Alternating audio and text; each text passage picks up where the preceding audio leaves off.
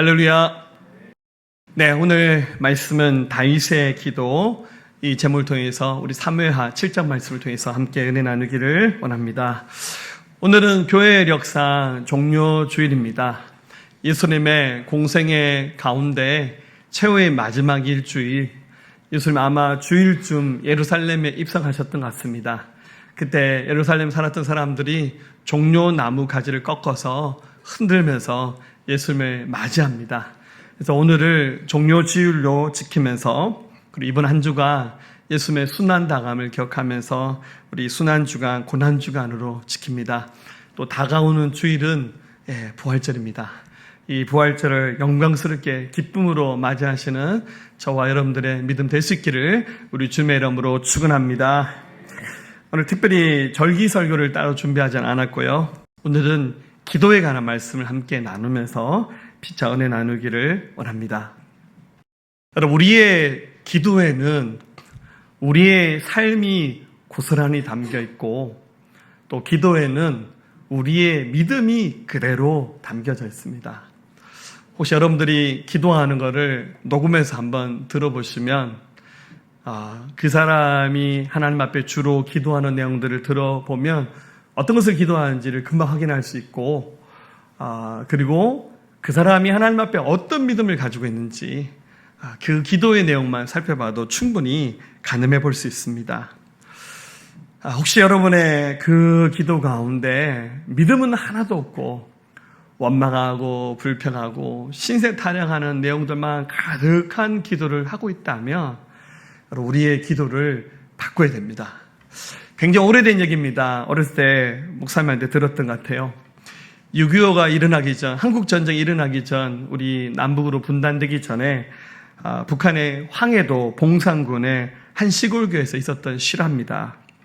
그 교회에 좀 늦게 예수를 믿게 된 나이 많으셨던 노부부가 계셨습니다. 얼마나 신앙생활을 열심히 하셨던지 어느 날 이 부부가 밭에서 일을 하고 있는데 동네 주민 한 명이 급하게 달려와서 소리치기를 할머니 할아버지 큰일 났어요. 할머니 할아버지 집에 불이 났어요. 큰일 났다고, 집이 홀라당 타게 되었다고 얘기를 합니다. 근데 이 부부는 전혀 놀라지 않고 하던 일을 멈추고 그 밭 한가운데 무릎을 꿇고 하나님 앞에 이렇게 기도를 올려드렸습니다. 하나님, 저희 힘으로 집에 난 불 뭐 어떻게 하겠습니까? 다만 이제까지도 잘 살게 해주셨으니 앞으로도 잘 살게 해주시리라고 믿습니다. 하고는 정말 양반 그름처럼 천천히 불난 자기 집으로 갔습니다. 동네 사람들 다 모여가지고 옛날 시골 허름한 집, 초가집인데 그 지붕에 불이 붙어서 다 타고 있었어요. 근데 놀라운 일이 났어요. 갑자기 강한 바람이 불어오더니 그 타는 초가 지붕에 그 불꽃이 그대로 떼굴떼굴 굴러서 그 집 옆에 있는 강으로 개울가로 옮겨더니 집은 하나도 안 타고 지붕만 날아가 버렸대요. 할렐루야. 그래서 이 동네 사람들이 깜짝 놀라면서 그 다음부터 이 노부부를 향해서 뭐라 말하냐면 기도의 할머니, 기도의 할아버지 이렇게 불렀다는 실화가 있습니다. 무엇을 말하죠? 기도 속에 그 사람이 가지고 있는 믿음이 그대로 담겨져 있다는 거죠. 오늘 특별히 함께 나누고자 하는 말씀은 사무엘하 7장에 나오는 다윗의 기도입니다. 여러분, 다윗은 정말 기도의 사람이었어요. 그래서 시편의 거의 한 3분의 2 이상은 다윗의 기도를 고스란히 담고 있어요. 기도할 때마다 올려둔 기도의 내용들과 상황들이 참 많이 달렸었는데요. 특별히 이 사무엘하 7장에도 다윗의 참 애절한 기도가 그대로 담겨져 있는데 이것은 그냥 미사오구만 남발하는 기도가 아니라 이 기도 속에는 다윗이 가지고 있었던 믿음을 우리가 얕볼 수 있습니다. 자, 오늘 이 다윗의 기도를 통해서 우리가 새롭게 배워야 될 기도가 무엇이나, 여러분의 기도는 몇 점짜리 기도인가, 이 말씀을 통해서 생각하시면서 함께 은혜 나누기를 원합니다. 자, 긴 다윗의 기도인데 제가 다윗의 기도를 세 부분으로 나눠서 살펴보기를 원하는데요. 가장 먼저 다윗의 기도는 자기 자신을 참 잘 아는 기도를 하나님 앞에 그가 올려드리고 있습니다. 자, 한번 18절 말씀을 읽어볼게요. 같이 봅니다. 다윗 왕이 여호와 앞에 들어가 앉아서 이르되 주 여호와여 나는 누구이오며 내 집은 무엇이기에 나를 여기까지 이르게 하셨나이까. 아멘. 자, 여러분들 다윗의 기도도 그렇고 평상시 다윗의 기도나 우리의 기도 보통 기도하면 신앙 고백을 많이 하죠. 하나님은 전능하십니다. 위대하십니다. 이런 기도를 많이 하거나 아니면 회개 기도를 보통 일본어로 많이 합니다. 근데 오늘 이 사무엘하 7장에 나오는 다윗의 기도는 그가 자기 자신을 돌아보는 기도를 가장 먼저 합니다. 여러분, 성숙한 사람은 날마다 자기를 돌아보는 사람입니다. 그래서 이 다윗의 기도 내용은 그가 무릎 꿇고 하나님 앞에 고개만 살짝 들고 기도하기를 제가 무엇이간데 이런 은혜를 제게 주셨습니까? 이러면서 그의 기도가 시작됩니다. 아마 기도하면서 지나간 세월이 주마등처럼 스쳐갔던 것 같아요. 여러분, 다윗이 베들레헴에서 태어났거든요. 베들레헴이 어떤 곳이냐면 우리가 잘 아는 말로 바꾸면 깡초입니다. 깡초. 저 시골에 사람 몇 명 살지 않는 집보다 들판이 더 많고 산이 더 많은 곳에 그 베들레헴에 태어났는데 이세라는 사람 집에 막내 아들로 태어났습니다. 성경이 좀 기록이 정확하지 않은데 어떤 성경에서는 다윗이 7째 아들이라 그러고 어떤 성경에서는 8째 아들이라고 합니다. 이게 7째인지 8째인지도 헷갈릴 정도로 성경의 기록이 명확하지 않다는 말은 굉장히 천하게 살았다는 뜻입니다. 아들 많은 집에 제 생각에 8째인 것 같은데 첩의 자식으로 태어났어요. 또 그의 할아버지, 그 증조 할아버지를 헤아려보면 증조 할아버지가 우리가 잘 아는 보아스고 그 할머니는 이방 출신의 모압 땅에서 온 룻이 여기 시집 와서 다문화 가정 혈통을 이룬 집이죠. 그래서 당대 영적 거장이었던 사무엘이 성령이 이끌림 받아서 이세 집에 와서 당신들 아들 중에서 이스라엘 왕이 될 자 있다 하셨으니까 빨리 아들들 다 불러오라고. 근데 아버지가 형들을 쪼르르 다 부르는데 다윗은 안 부릅니다. 그만큼 사랑받지 못했던 천덕꾸러기가 다윗이었죠. 근데 사무엘이 보니까 아무 아들에게도 성령의 감동이 없으니까 당신 아들 더 있지 않냐니까 마지막 아들 좀 시원찮은데 들판에서 지금 양치고 있어요. 가서 빨리 데려오라고. 어린 다윗을 데려왔더니 성령에서 크게 감동하면서 그에게 기름 부어서 이스라엘 왕으로 삼으라고. 그래서 그에게 올리브 기름을 쏟으면서 네가 장차 이스라엘 왕이 될 것이라고 사무엘이 예언합니다. 근데 그렇다고 해서 바로 왕이 되었냐면 아닙니다. 그가 왕이 되는 그 과정들은 굉장한 역경의 시간들이었습니다. 사울 왕의 미움을 받아서 살해 위협을 당하면서 도망다니면서 심지어 이웃 나라로 망명 생활도 하고 심지어 다윗이 미친 사람 연기한 적도 있어요. 일부러 이렇게 막 침을 흘리면서 수염에다 침을 바르고 막 다녔어요. 그래서 사람들이 다윗이 정신이 나갔다고. 그렇게 하지 않으면 살아날 수가 없으니까. 굉장한 고난과 어려움을 겪어서 그가 이스라엘 왕이 됩니다.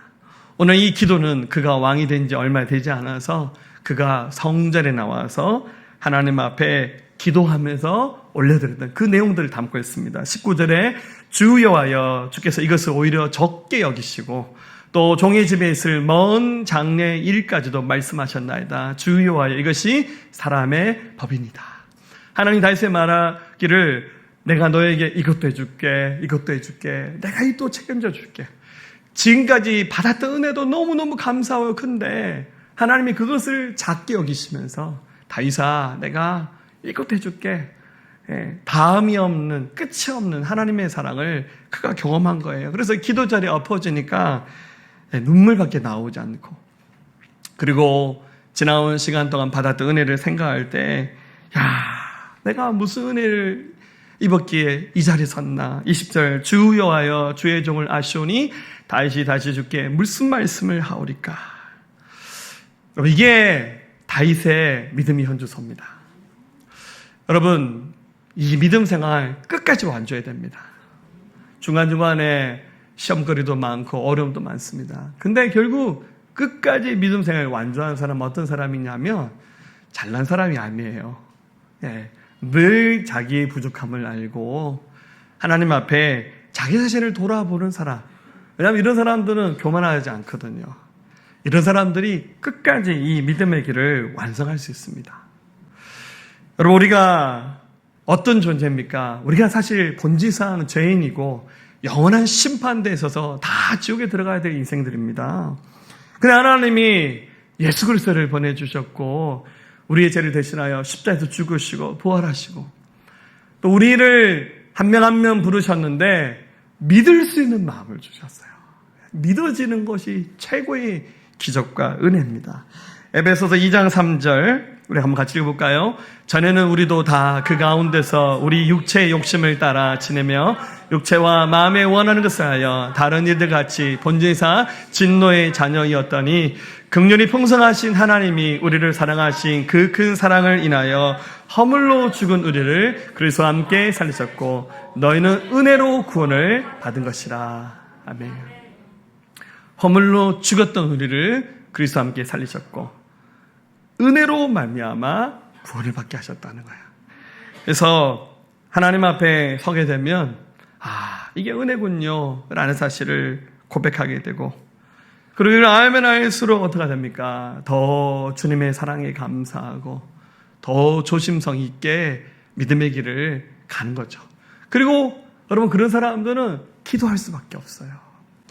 여러분 5만 번 기도 응답받은 것으로 유명한 조지 물러 목사님, 그분이 기도에 관해서 이렇게 고백했습니다.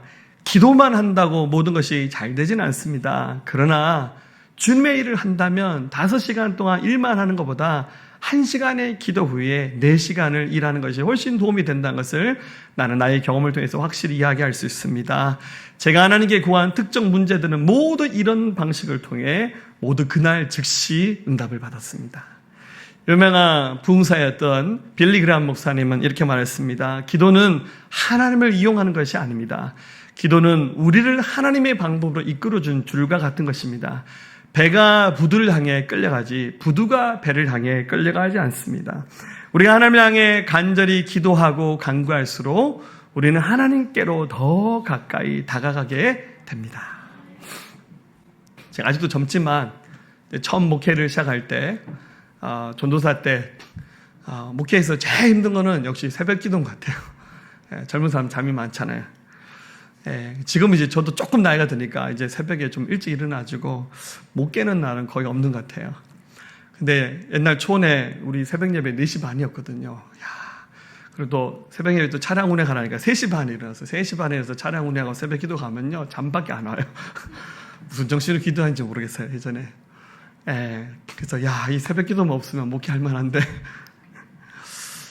근데 저도 이제 목회를 하면 할수록 어떤 생각이 드냐면 기도 없이 사역하는 것은 불가능한 일이구나. 이제는 누가 하라고 검사하기 때문에 기도하는 것이 아니에요. 옛날 초원에는 우리 교회 나이 드신 권사님들이 목사님 새벽에 나오나 안 나오나 검사하러 오세요. 할렐루야. 그러지 마세요. 제가 안 나오면 피곤해서 주무시는 줄 알면 됩니다. 할렐루야. 근데 저도 조금씩 철이 들어 보니까 기도하지 않고는 사역할 수 없고 기도하지 않고는 주님의 일을 감당할 수가 없는 겁니다.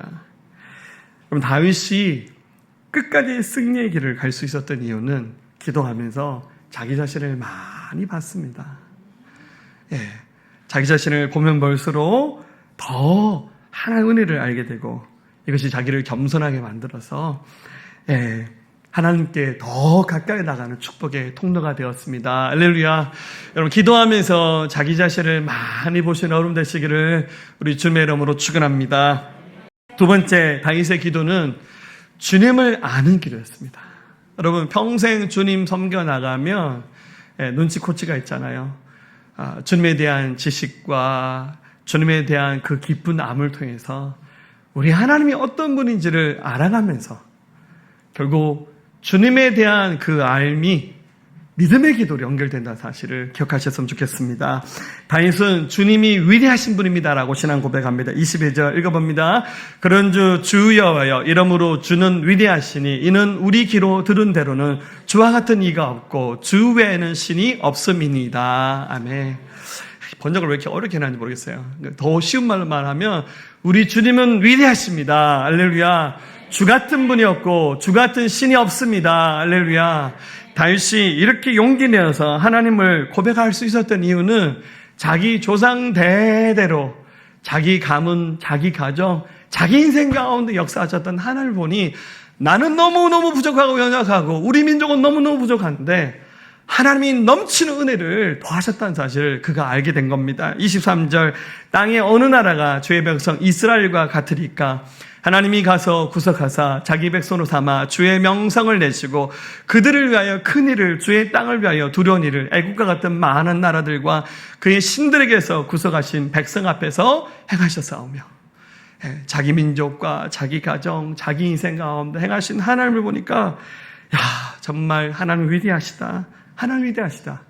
그가 영적으로 많이 자랐고 성숙해서 영적인 눈이 열려지면서 이런 고백을 하게 된 것이고, 무엇보다도 믿음이 자라나는 과정들은 여러분 처음부터 하나님이 어마어마한 일을 감동하고 명령하지 않으세요.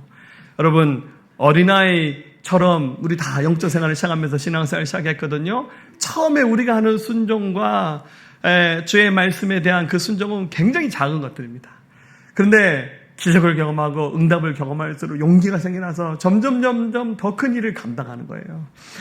아마 여러분들 다윗의 인생 가운데 가장 큰 그의 믿음을 한 단계 더 끌어올리는 사건, 아마 골리앗과 싸워서 이겼던 전쟁인 것 같아요.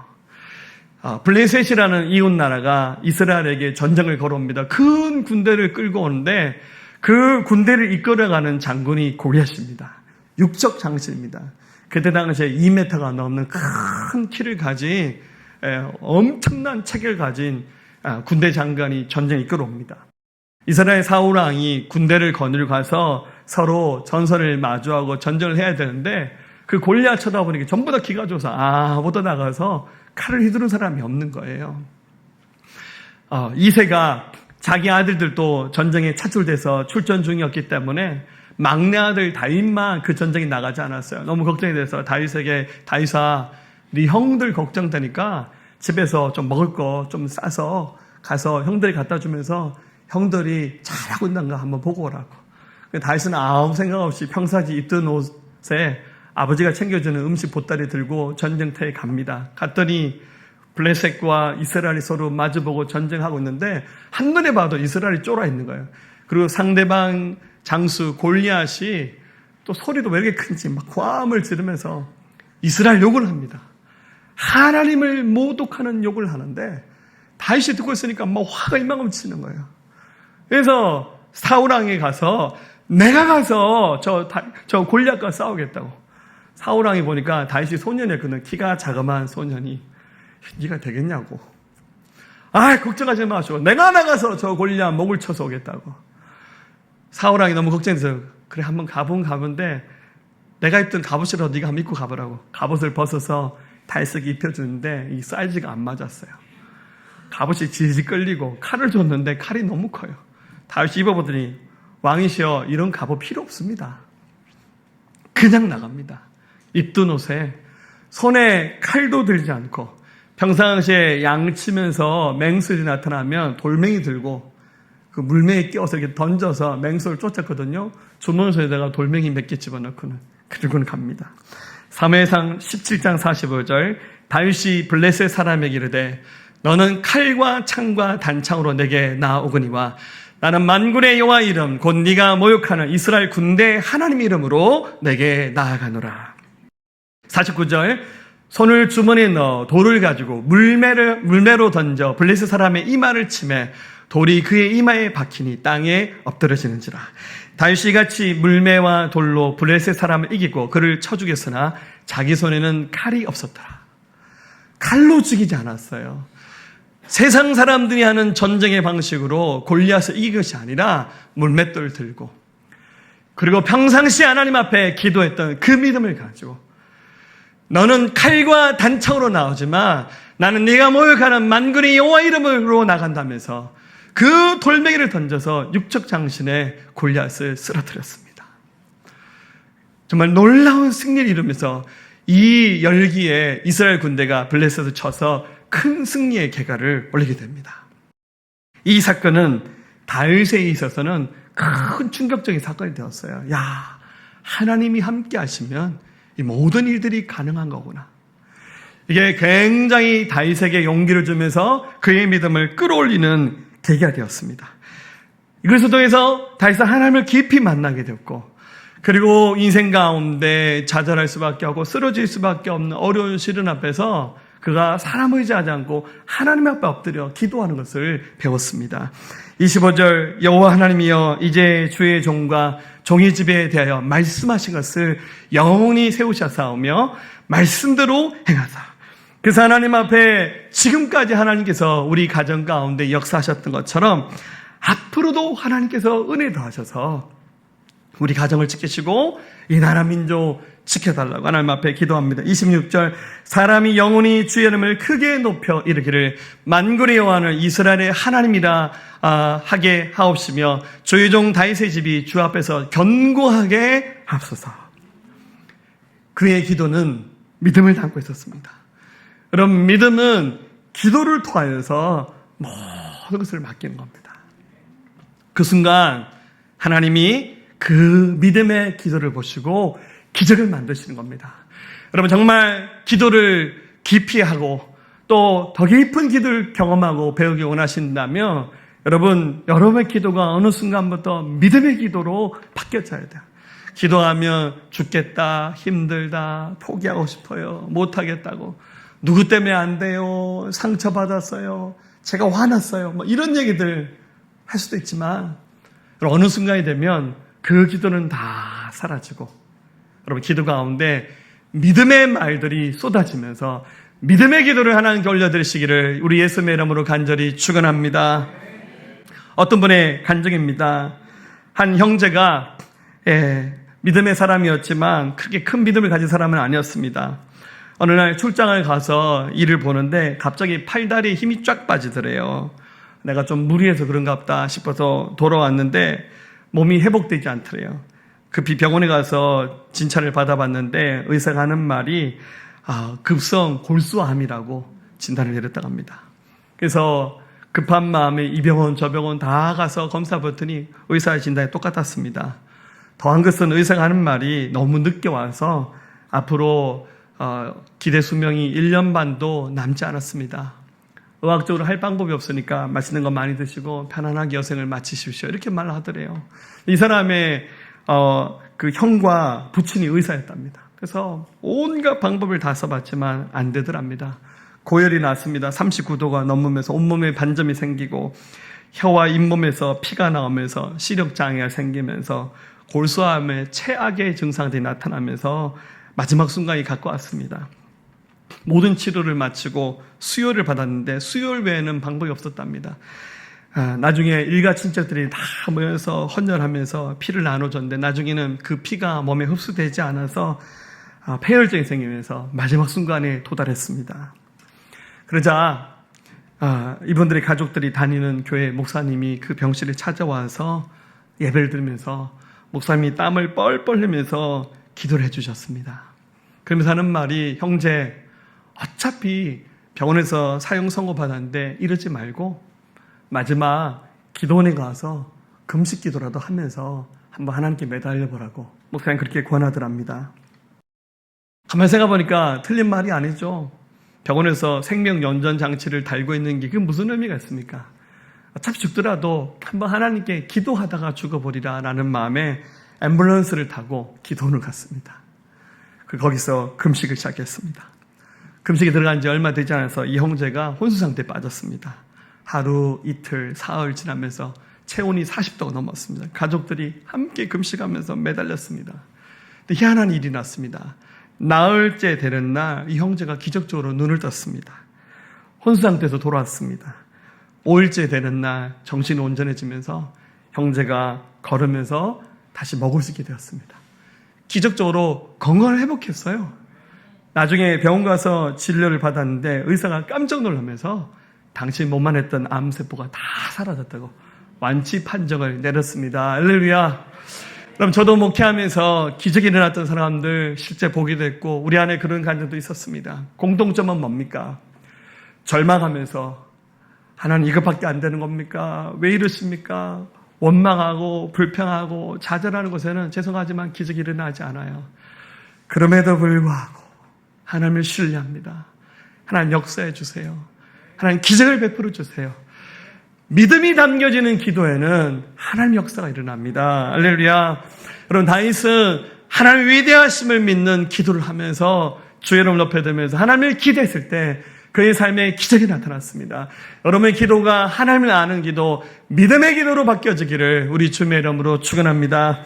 마지막 세 번째 다윗의 기도는 하나님의 영광을 구하는 기도였습니다. 즉 자신의 삶에 하나님 영광이 나타나기를 기도합니다. 27절 만군의 여호와 이스라엘 하나님이여 주의 종의 길을 여시고 이르시기를 내가 너를 위하여 집을 세우리라 하셨으므로 주의 종이 이 기도로 주께 간구할 마음이 생겼나이다. 즉 다윗의 마음에 기도할 용기가 생겼다는 거예요. 응답하신 하나님, 역사하신 하나님에 대해서 그거 확신하면서 그의 기도가 달라지기 시작했습니다.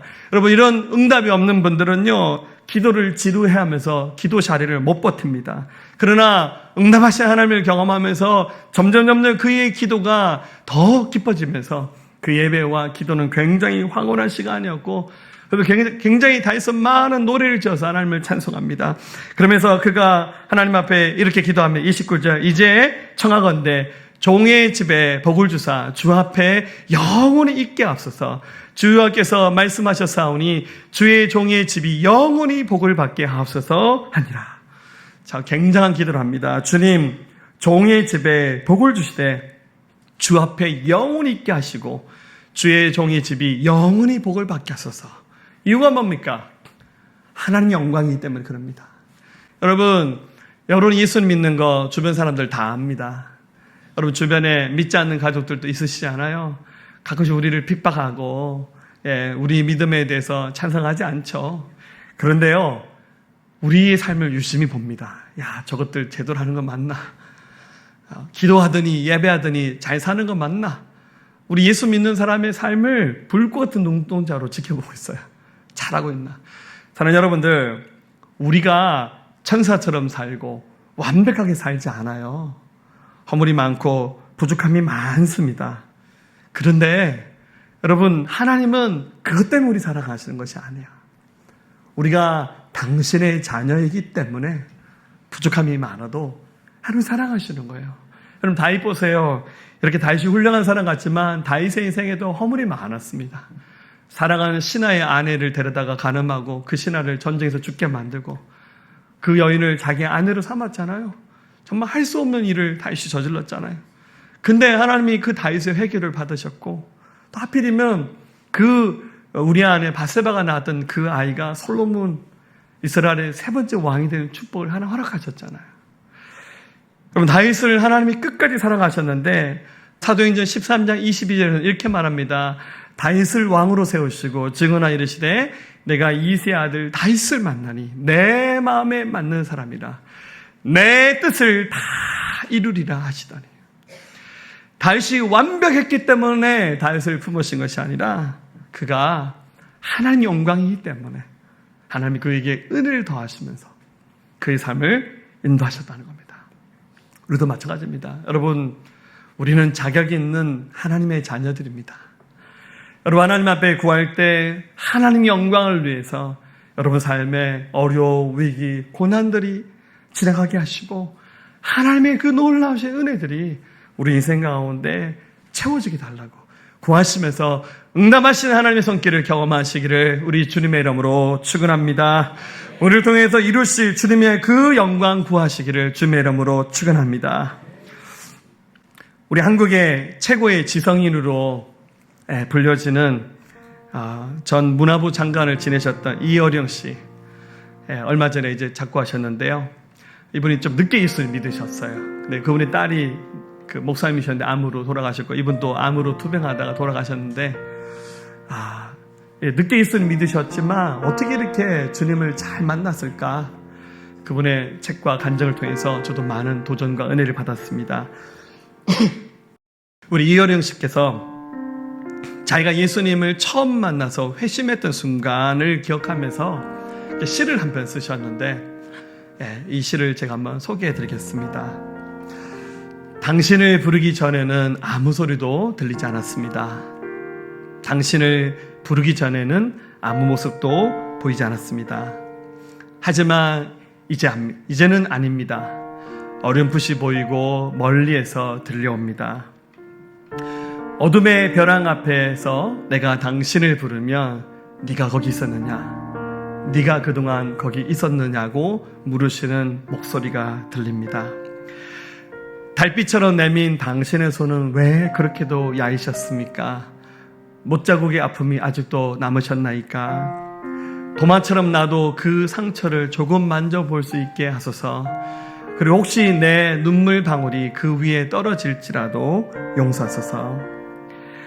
더는 걱정하지 마소서. 그냥 당신의 야인 손을 잡고 내 몇 방울의 차가운 눈물을 뿌리게 하소서. 이분이 어떻게 주님 만났는지, 자기를 보았고 주님 알았던 믿음의 간증이 이 기도 속에 고스란히 담겨 있지 않습니까? 자, 여러분, 지금 여러분의 기도 저는 듣지 않아요. 주님 듣고 계십니다. 여러분의 기도를 이렇게 쭉 나열해서 들을 때 여러분 기도 속에 혹시 이런 게 담겨 있지 않나요? 불평, 원망, 미움, 저주, 한탄, 두려움, 거짓, 상처, 막말, 포기, 좌절. 이런 기도를 올려드리는 순간도 있습니다. 그러나 시종이가 이렇게 기도한다면 여러분 그 기도는 대단한 믿음의 기도는 아닐 겁니다. 우리 기도 속에는 뭐가 담겨 있어야 됩니까? 감사가 있어야 돼요. 믿음이 있어야 됩니다. 사랑이 있어야 되고 용기가 있어야 되고 섬김이 있어야 되고 하나님을 기대하는 그 모든 것들이 우리 기도 속에 감사와 믿음으로 담겨져야 됩니다. 하나님 그 기도 찾고 계십니다. 우리를 더 좋은 길로 채우실 주님 기대하면서 기도합니다.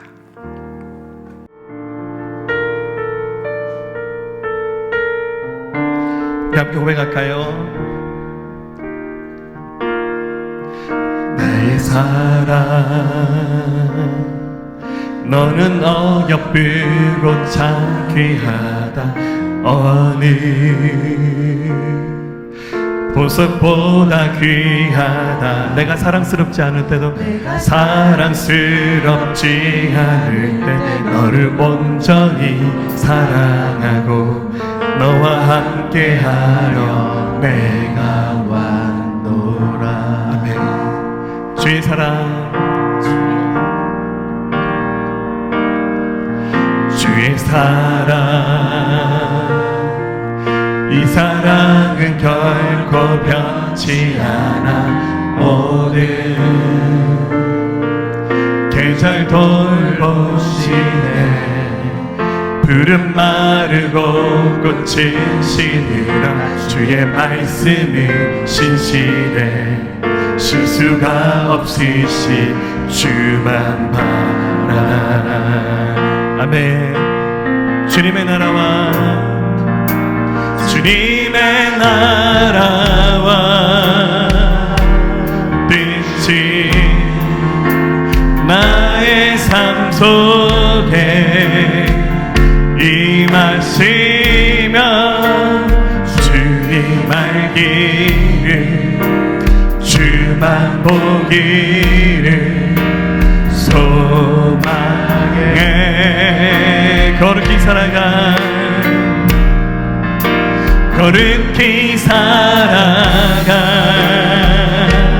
힘과 두려움 없는 믿음 주신 나의 하나님 완전한 사랑 찬양.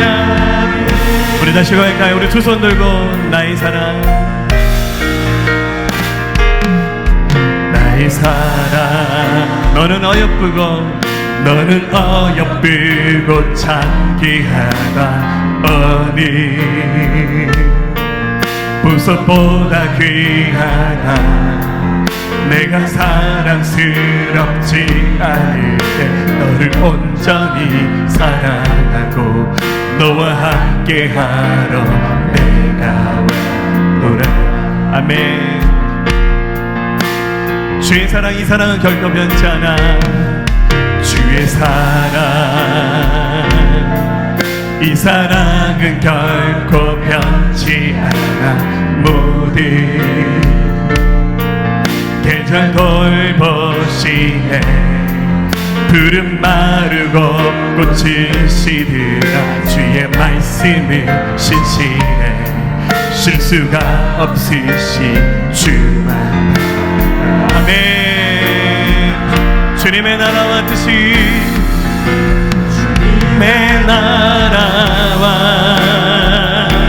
뜻이 나의 삶 속에 임하시며 주님 알기를, 주만 보기를 소망해. 아멘. 거룩히 살아갈 힘과, 거룩히 살아갈 힘과 두려움 없는 믿음 주신 나의 하나님, 완전한 사랑 찬양해. 찬양하리, 찬양하리. 난 그네 주 영원히 함께 하시네. 존귀하신 사랑의 왕 영원히 통치하시네. 주님의 나라와 뜻이 나의 삶 속에 임하시며 주님 알기를, 주만 보기를 소망해. 아멘. 거룩히 살아갈 힘과, 거룩히 살아갈 힘과 두려움 없는 믿음 주신 나의 하나님, 완전한 사랑 찬양해. 우리 기도합시다. 이제는 우리 주 예수 그리스도의 은혜와 하나님 아버지의 무한하시고 극진하신 사랑하심과 성령님의 내주하시고 교통하시고 함께하심이 이 시간 예배한 사랑하는 성도들의 모든 심령 가운데 이들의 가정과 일터와 나라와 민족과 모든 야망과 우리 새생명교회에 지금부터 영원토록 함께하시기를 간절히 축원하옵나이다. 아멘.